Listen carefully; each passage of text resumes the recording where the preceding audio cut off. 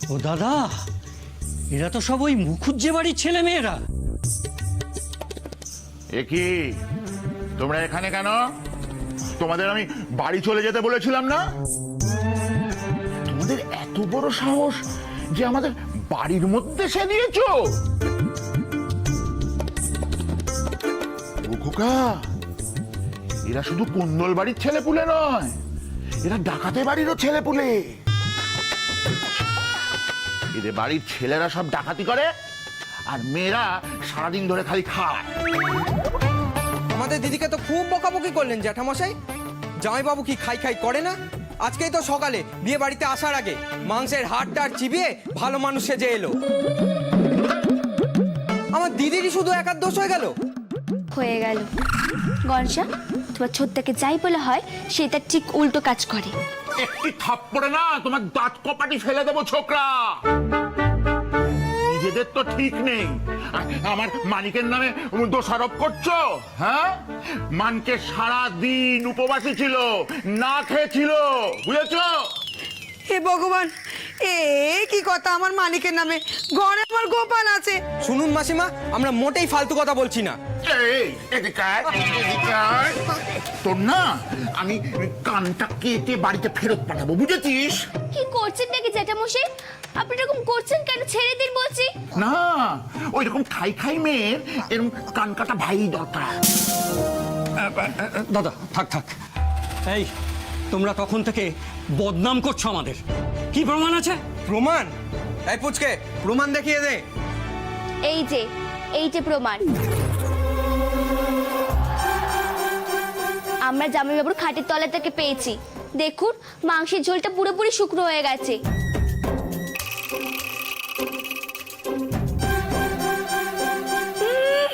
বললেই হলো মিথ্যে কথা, সম্পূর্ণ মিথ্যে কথা। হতে পারে মানে রাত্রিবেলা মাংসটা খেয়েছে।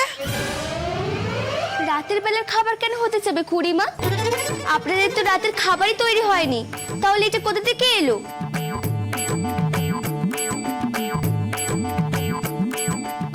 খোকা, আমি বলছি এই সমস্ত মাংসের হাড়টার না ওরা বাইরে থেকে জোগাড় করে নিয়ে এসেছে। হ্যাঁ, এই সৌদামিনী কখনো মিথ্যে কথা কয়নি। মাংস আনতে পারি, কিন্তু এই শুকনো চাল কি করে আনবো? এইটা ওখানেই রাখা ছিল। দেখুন, ওই জায়গাটা পুরো পিঁপড়েতে ভরে গেছে। তাই তো, জ্যান্ত পিঁপড়া কি ধরে নিয়ে আসবো? ও জামাই বাবু, আপনি সত্যি কথাটা বলে দিন নে। আপনার মিথ্যে কথার জন্য লোকে দিদি কত বড় বিপদ হতে চলছে। এই মানকে, চুপ করে আছিস কেন? মেয়েটা কি বলছে উত্তর দিতে পারছিস না? আমি কিছু করিনি, আমি সত্যি কিছু জানি না। একটা থাপ্পড় দেবো হতচ্ছাড়া ছেলে। তুমি জানো না? না, তাহলে তোমার ঘরে এই মাংসের বাটি এলো কোথা থেকে? তুমি ছাড়া এই মাংস আর কে খাবে? হ্যাঁ, এ তো এই শুকনো হাড় দেখেই বোঝা যাচ্ছে। এই, তুমি রেখেছিলে? তুমি তুমি তুমি বল বল হতচ্ছাড়া। দেখো দেখি কি কাণ্ড। ঘরে গোপাল আছে, শেষে কিনা ঘরে মাংস ঢোকালি মানে তা আমার বিয়ের দিনে। এই খোকা, বলছি অত বকাঝকা করো না, ও তো ঘাবড়ে যাচ্ছে। মানে আমার দিকে তাকিয়ে বল, কি হয়েছিল বাবা, বল। আমার দুপুরবেলা খিদেতে পেটের ভিতর সব নাড়ি ভুড়ি জ্বলছিল। সকাল থেকে কেউ আমাকে একটু কিচ্ছু খেতে দেয়নি।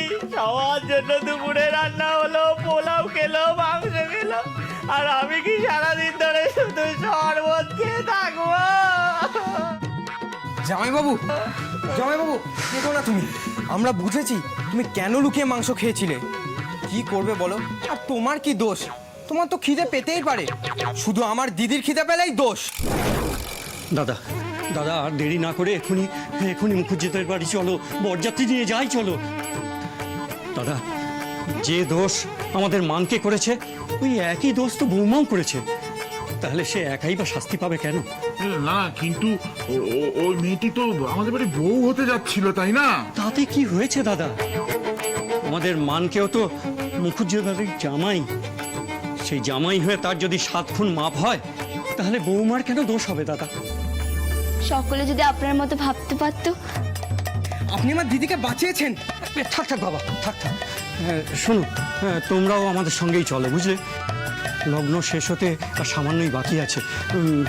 আচ্ছা, একটা কথা বলো তো, মানকের ঘরে যে মাংসের বাটি ছিল সে সন্দেহটা তোমাদের হলো কি করে? ইয়ার এমন কি কঠিন মেসমশাই, বুদ্ধি থাকলে। কি বুদ্ধি ছোটদের আগেই মনে হয়েছিল। ছোট বলে দাও তুমি তো এর ঢুকতেই চাইছিলে না। খোকা, দাঁড়াও দাদা। আচ্ছা, তোমাদের এই সদু দিদিমণিটি কে? হ্যাঁ, তুমি তো? আচ্ছা, তুমি হচ্ছে আমাদের হরিবাবুর বন্ধুর নাতনি, তাই না? বাবা বাবা, তোমার তো বেশ বুদ্ধি গো। আরে শোনো, আর এখানে দাঁড়িয়ে থাকলে চলবে না, সবাইকে তৈরি হতে হবে। চলো। আর হ্যাঁ, তোমরাও কিন্তু নিচে আসবে বাপু, একসঙ্গে যাত্রা করব।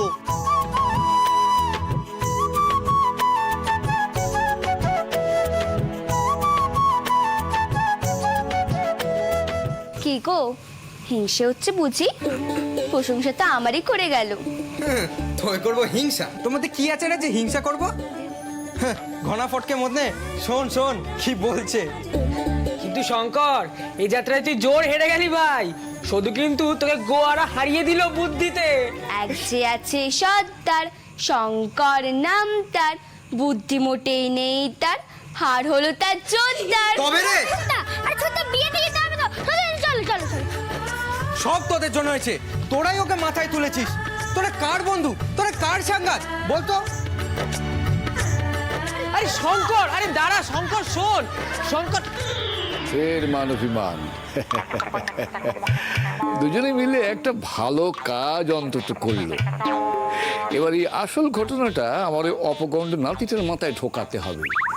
এই বিয়েটা শেষ হোক, তারপর আরেকটা বিয়ে, কি বলেন?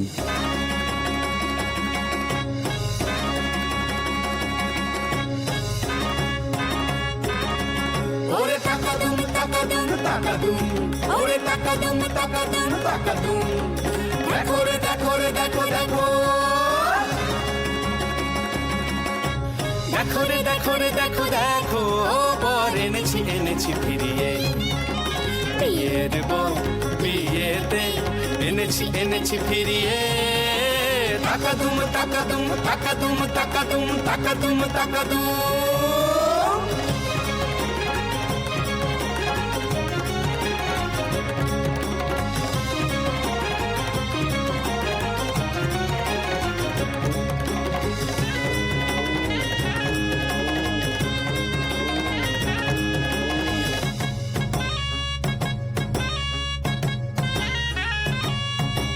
ঝামেলা ঝাঁটি ঝগড়া ফগড়া গেল গো সব মিটে।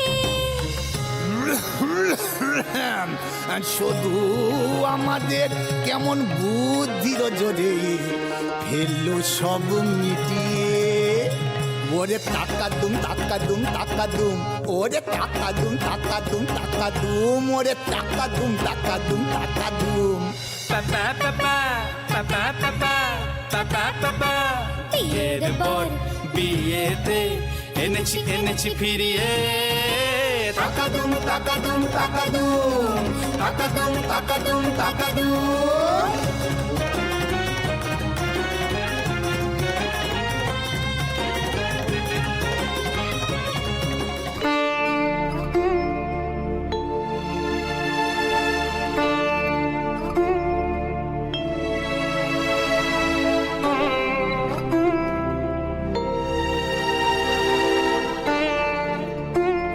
কেন যে কালকে বারবার মেয়েটার বিয়ে ভাঙার কথা বলছিলে ভারতী?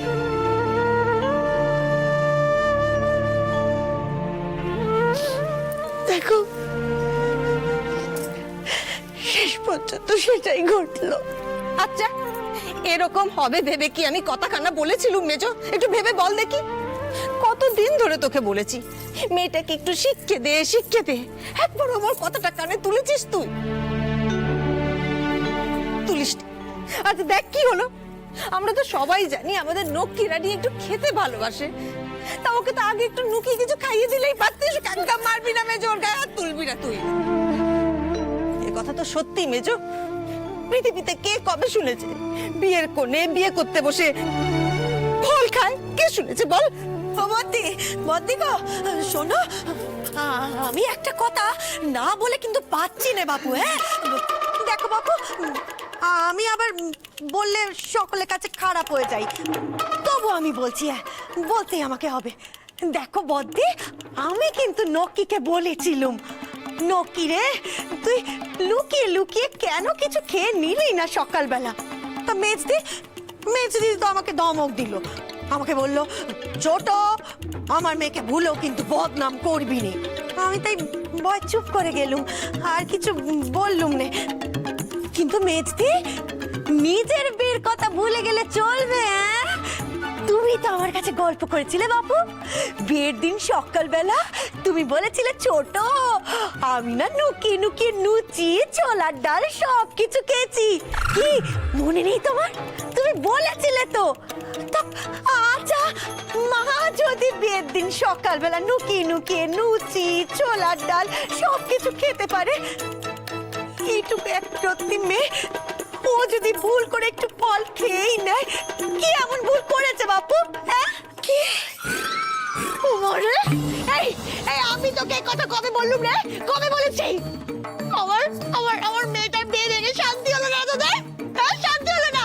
এখন আমার নামে কুচ্চা খাইছিস? মারবি না, একদম ওর গায়ে হাত তুলবি না তুই। বাবা আমার মাথা আমার লাগছে তো। ছেড়ে দাও, তোকে মেরো না। বৌমা, আমি হাত জোর করছি, পাড়া পড়শির সামনে অনেক অপমানিত হয়েছি।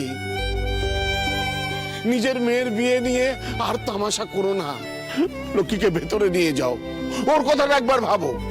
আরে বাবা, এই কথা এখানে কে ভাবছে বাবা?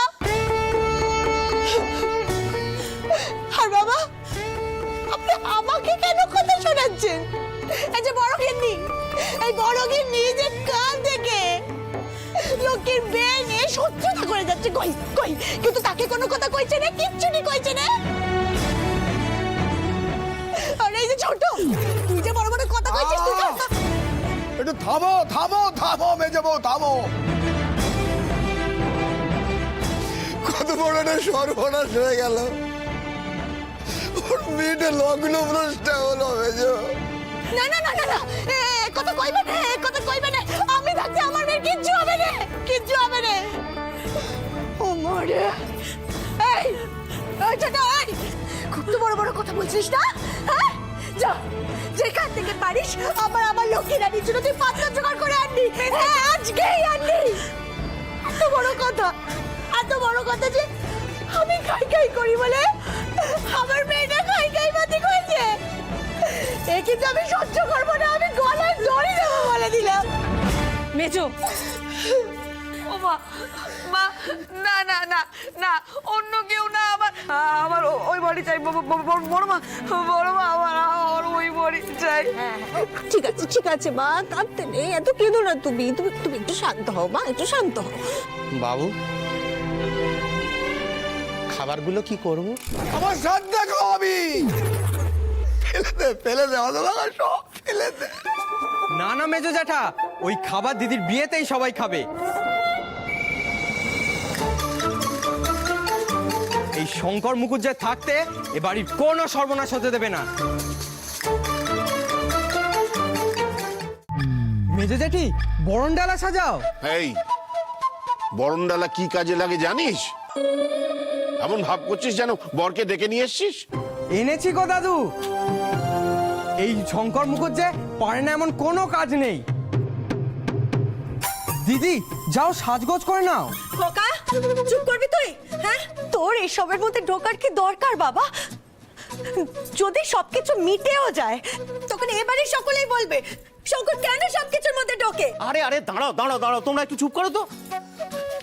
আরে শঙ্কর, কি বলছিস কি তুই? তুই কাকে ধরে নিয়ে এসছিস? মানে কোন পাত্তর? আগের পাত্তর নাকি অন্য কোনো পাত্তর? না গো, মানকে দেখো, মানকে দা।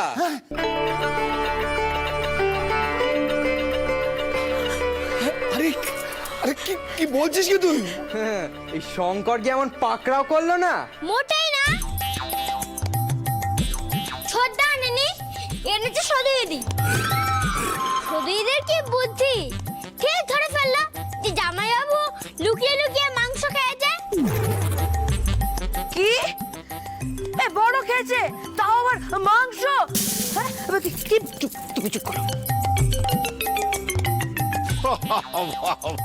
এ তো একেবারে রাজ্যটাও। দাদু, তোকে না যেতে বারণ করেছিলাম? তাই ভাবছি এতক্ষণ ধরে তোর দেখা নেই কেন। আজাল দাদুর কথাও শুনছিস না, তাই না? ওকে ওরকম বলবেন না দাদু, ও যা করেছে ওরকম কেউ করতে পারে না।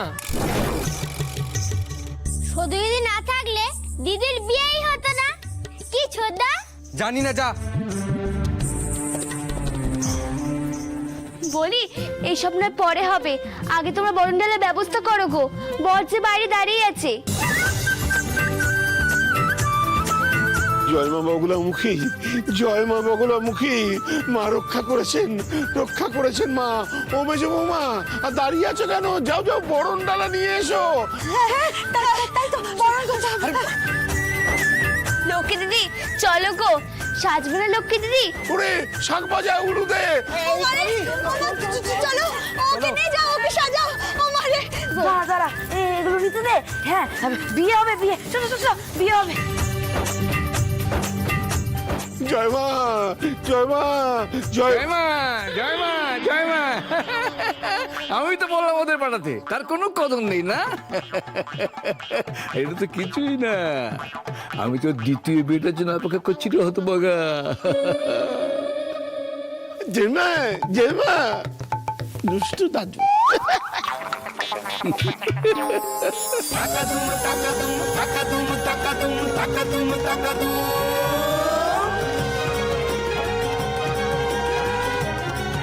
মারে বরণ আমি করব দিদি, জামাই তো আমার। আমি আনবো দুধ আর তুমি খাবে ক্ষীর, এটা হবে না?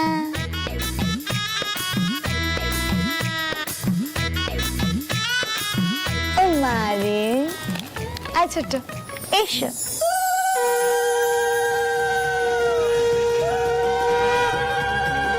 লাগলো আবার বিয়ে, বসবে আবার বর পিড়িতে।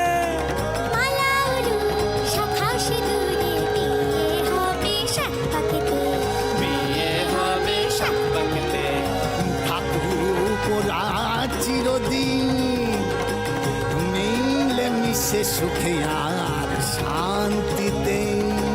তাকদুম তাকদুম তাকদুম তাকদুম তাকদুম তাকদুম তাকদুম তাকদুম তাকদুম তাকদুম তাকদুম তাকদুম তাকদুম তাকদুম তাকদুম তাকদুম তাকদুম।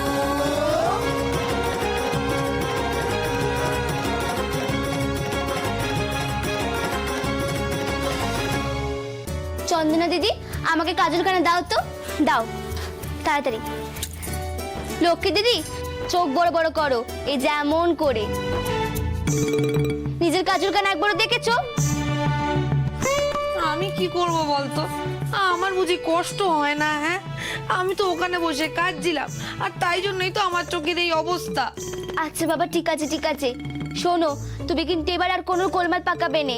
এই যে তোমাকে সাজিয়ে দিচ্ছে, এইভাবেই থাকবে। সদু যখন গেছে তখন একখানা হিললে না করে ফিরবে নে, সে তুমি জানতে নে। চন্দনা দিদি আমাকে চিরুনিখানা দাও তো।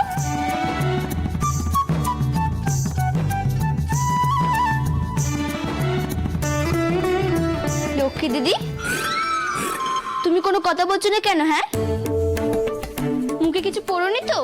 দেখি দেখি। খাওয়ার হলে এখান থেকে খেয়েছেও, আবার বিয়ে পেতে বসে কিছু খেতে চেও নে। খাইনি খাইনি, আমি কিচ্ছু খাইনি। এই তুই শোন শোন শোন, বলছি আমার আমার বিয়েটা আবার ভেঙে যাবে না তো? না না, ভাঙবে নে। এখনো তৈরি হওনি? ঠিক জানতাম এখানে বসে পাকামি করছিস। তোমার মেয়েদের ঘরে কি চাই? হ্যাঁ, তুমি পিড়িখানা নিয়ে আসো, ততক্ষণ আমাদের হয়ে যাবে। সেই তারাই আমি দিতে এসেছি, তোর পাকামির চোটে আবার লগ্ন না চলে যায়।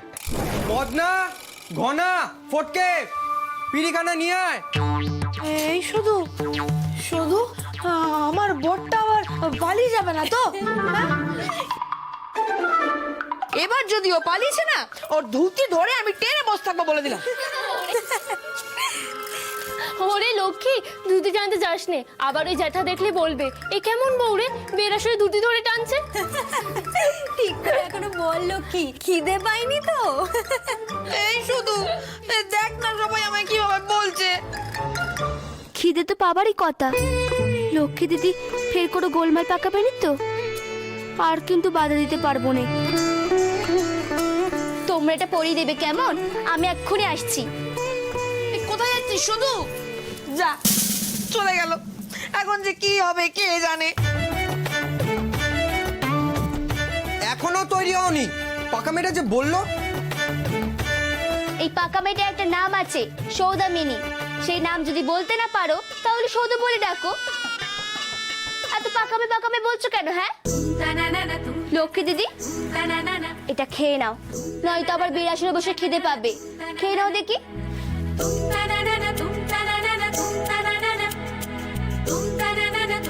শুধু তুই যে এত ভালো আমি তা জানতাম না রে। তুই দেখিস তোর একটা খুব ভালো বর হবে। হ্যাঁ, এই আমি বলে দিলাম, এই লক্ষ্মী রানী বলে দিল। এমন পাকা মেয়েকে কে বিয়ে করবে? ওরে লক্ষ্মী, তোর নিজের বিয়েটাই এখনো হলো না রে, আগে সেটা হোক, তারপর না ওর বিয়ে নিয়ে ভাববি। ও চন্দনা দিদি, এমন করে বলছো কেন গো? আমি বলছি তো সবকিছু মিটে গেছে, আর কোনো বিপদ আসবে না। নাও নাও, এবার সাজাও তো।